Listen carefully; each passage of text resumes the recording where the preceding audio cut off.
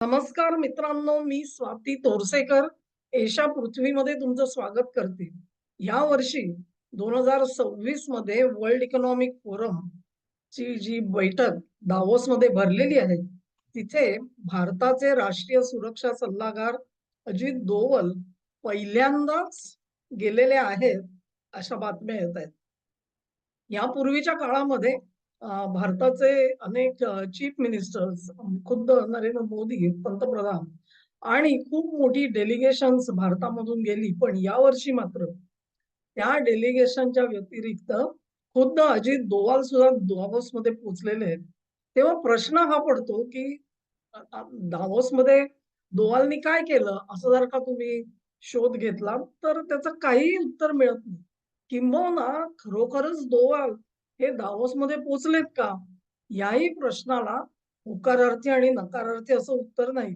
मीडियामधून फक्त स्पेक्युलेशन येते, अंदाज वर्तवले जात आहेत, की डोवाल सुद्धा तिथे पोहोचलेले आहेत. कारण ते कोणाच्याही समोर येऊन कुठलाही त्यांचा अपीअरन्स आहे असं दिसत नाही. आणि मग तसं असलं, तर मग या बातम्या काय येतायत? म्हणतात ना, धूर आहे तिथे कुठेतरी आग तर जरूर असते. तेव्हा भारताला यावर्षी तुमचं संपूर्ण काहीतरी 6 मुख्यमंत्री, त्यांच्यासोबत त्यांचा सगळा लवाजमा, जवळ-जवळ 100 इंडियन म्हणजे कंपन्यांचे प्रमुख, हे सगळे दावोसमध्ये गेलेले आहेत आणि खरं काम त्यांचं आहे. मग डोवालचं काम काय आहे? याचाच अर्थ असा, की भारत एक लक्षात घ्या, तुम्ही ज्यावेळेला पैसा कमवायला लागता, तेव्हा त्या पैशाचं संरक्षण सुद्धा करावं लागतं, आहे की नाही? तुम्ही जर का मोठ्या प्रमाणात तुमच्या घरामध्ये सोनं असेल आणि तुम्हाला असं वाटत असेल, की बाबा हे इथे मला काही ठेवणं असुरक्षित वाटतंय, आजूबाजूचं वातावरण ठीक नाही. तुम्ही काय करता? बँकेत जाता, एक लॉकर घेता. बँकेमध्ये ते सगळं ठेवता. कारण काय? घरच्यापेक्षा बँकेची सुरक्षा जास्त चांगली आहे, असं आपण गृहीत धरतो आणि त्याच्यानुसार पावलं उचलतो.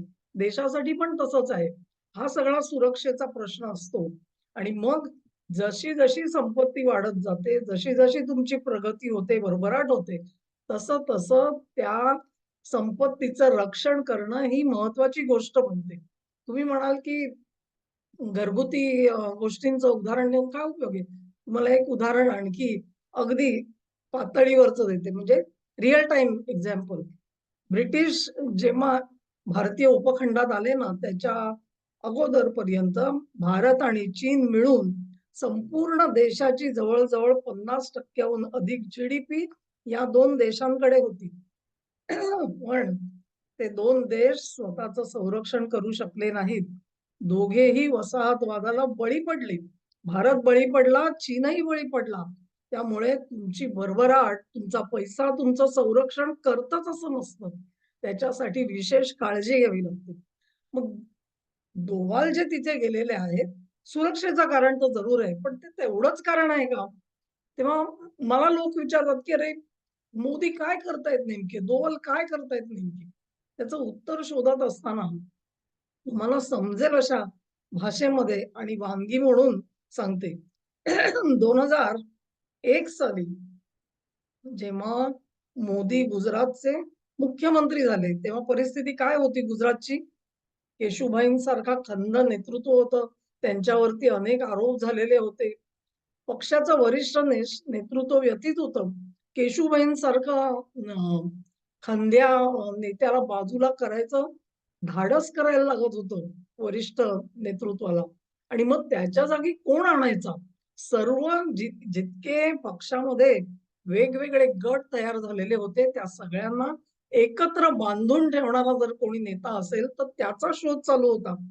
आणि असा जो नेता आहे, तो त्या गटामधला असता कामा नये. एखाद्या गटामधला त्यातला. पण त्याला गुजरातच्या राजकारणाची चांगली जाण असावी. असा शोध घेता-घेता नरेंद्र मोदी या नावावर सगळे अडखळले आणि ते नाव सिलेक्ट झालं. तेव्हा ज्यावेळेला मोदी गुजरातचे चीफ मिनिस्टर झाले, तेव्हाची गोष्ट आठवून बघा. येशूभाईंसारखा खमक्या नेता होता, ज्याच्या मागे गुजरातमधली फार मोठी जनता होती. तेव्हा केशूभाईंना दुखवून चालणार नव्हतं. इतर गटांना दुखवून चालणार नव्हतं. मोदी केशूबाईंच्या घरी जाऊन त्यांना पेढा भरवायचे. आठवत असेल तुम्हाला. 2002 ची निवडणूक आली. त्यात सुद्धा केशूबाई आपला प्रभाव दाखवतील, पक्षाचे संख्या कमी होईल म्हणून सांगितलं जात होतं. परंतु मोदींनी अतिशय सक्षमपणे निवडणूक लढवली. पुन्हा एकदा बहुमत प्राप्त केलं आणि निवडणुकीनंतर ते केशूबाईंना पेढा भरवायला विसरले नव्हते. तेव्हा आपल्या विरोधकाशी कसं वागावं याचं प्रात्यक्षिक मोदींनी आपल्या आयुष्यात करून दाखवलेलं आहे.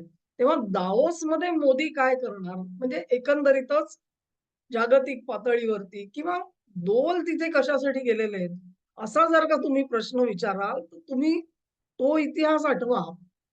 आत्ताशी मोदींचं तिथे आगमन झालेलं आहे.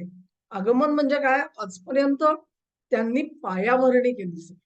जागतिक राजकारण समजून घेतलं. तिथे आपली भूमिका कुठे फिट होऊ शकते, याचं परफेक्ट मोजमाप घेतलं आणि आजच्या घडीला एकंदरीत जगामध्ये एक सर्व मान्यता असलेला राजकीय गणितांची जाण असलेला नेता म्हणून त्यांनी एक स्वतःचं नाव कमवलेलं आहे. परंतु ते आत्ताशी गुजरातचे चीफ मिनिस्टर होतायत जगाच्या पातळीवरती.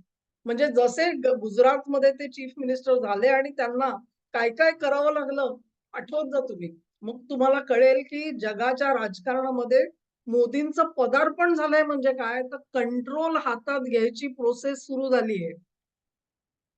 आणि तो कंट्रोल हातात घ्यायचा असेल, तर तो अतिशय खुबीने घ्यायला पाहिजे. कोणालाही न दुखावता घ्यायला पाहिजे. कुठेही तुमचा जो मार्ग आहे, तो निर्वेध करत जायला पाहिजे. त्याच्यासाठी दोवल दाओसमध्ये हवे होते. तेव्हा अजून खूप मोठा पल्ला गाठायचा आहे. अजून 2002 ची निवडणूक येणार आहे. तेव्हा पहिली निवडणूक आपल्याला जिंकायची आहे. मग 7 ची निवडणूक येणार आहे.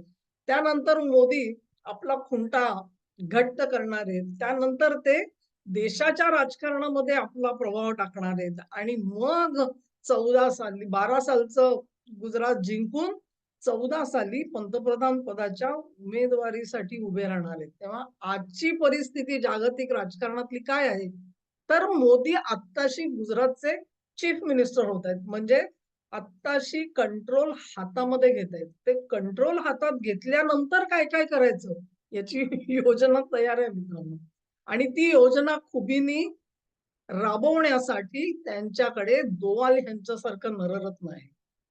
एक प्रकारे या संपूर्ण जागतिक राजकारणामध्ये त्यांना स्वतःचा एक प्रतिनिधी असायची गरज आहे तिथे. कदाचित तो पर्मनंट प्रतिनिधी तो काय असा कागदावर लिहिला जात नाही लक्षात घ्या तुम्ही. पण आपला प्रतिनिधी म्हणून जर कोणाकडे नाव त्यांनी द्यायचं ठरवलं असेल तर ते कदाचित दोवल असू शकतात. कारण मोदींना जे म्हणायचे, जे करायचंय त्याच्यामध्ये दोवल आणि मोदी ह्यांच्यामध्ये दुमत नाहीये आणि मोदींची जी एक कल्पना आहे, संकल्पना आहे, ती तशीच्या तशी राबवू शकेल, अशी सर्व खुबी असलेला जर का कोणी जाणता धुरंधर असेल, तर तो अजित दोवाल आहे. ते दावोसमध्ये पोहोचले याचा अर्थ काय तो समजून घ्या, की कंट्रोल भारताकडे यायला सुरुवात झालेली आहे. ती सुरुवात अतिशय हळू असते. तुम्हा सगळ्यांना थोडीशी कळ काढायला लागणार आहे. तेव्हा जसे किती 12-13 वर्ष त्यांनी गुजरातमध्ये काढली ना 2001 पासून 14 पर्यंत.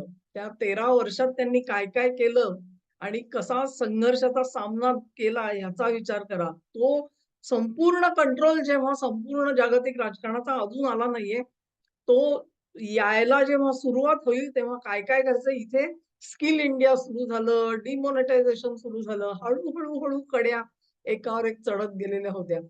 ते सगळं व्हायचं आहे तोवर धीर धरा.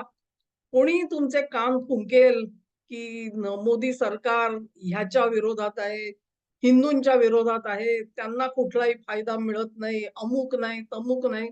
सगळीकडे दुर्लक्ष करा. ही क्रुशियल इयर्स आहेत. तुम्हाला जर का शिखरावर पोहोचायचं असेल, तर तो हाताला धरून नेणारा जो नेता आहे, तो आपल्या डोळ्यासमोर आहे, आपल्या सोबत आहे. त्याला साथ द्यायची एवढंच आपलं काम आहे मित्रांनो आणि ते काम विसरू नका. कारण तुम्ही जे जोवर मोदींना बहुमत देऊन भारतामध्ये जिंकवत राहाल, तोपर्यंत अख्खं जग हे मोदींची प्रतीक्षा करत राहील. आठवतंय ना तुम्हाला? डोनाल्ड ट्रम्प 3 आठवडे थांबले, मोदींचा फोन येईल म्हणून. का थांबले? ती प्रतीक्षा कसली होती? ती प्रतीक्षा मोदी या व्यक्तिमत्वाची नव्हती. कारण मोदींच्या मागे भारताचं बहुमत ठामपणे उभं आहे, ह्या वस्तुस्थितीची ती पावती होती मित्रांनो. आणि म्हणून हा काळ महत्वाचा आहे. दोन तिथे पोहोचलेले आहेत. मोदी हळू-हळू नियंत्रण हातात घेण्याची तयारी सुरू करतायत. हे घडतंय दाओसमध्ये. हा व्हिडिओ तुम्हाला आवडला असेल अशी आशा करते. तुम्हाला आवडला असेल तर ही लिंक शेअर करा. व्हिडिओला लाईक करा, चॅनलला सबस्क्राईब करा आणि सहकार्य माझ्यासोबत असंच ठेवा. धन्यवाद.